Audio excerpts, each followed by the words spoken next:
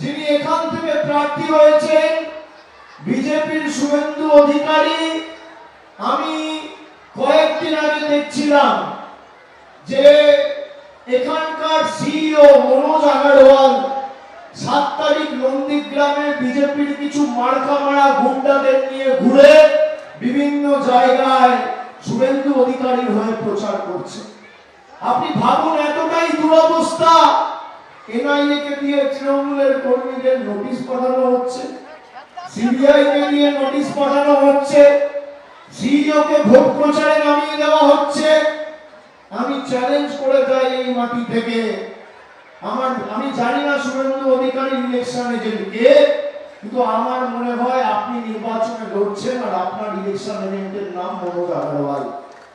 আর আমি চ্যালেঞ্জ করে যাচ্ছি যে আপনার ইলেকশন এজেন্ট আপনাকে নন্দীগ্রাম, আর অমিত শাহ ইলেকশন এজেন্ট জ্ঞানেশ কুমার বাংলায় বিজেপি কে জেতাতে পারবে না, নন্দীগ্রামেও মনোজ আগরওয়াল।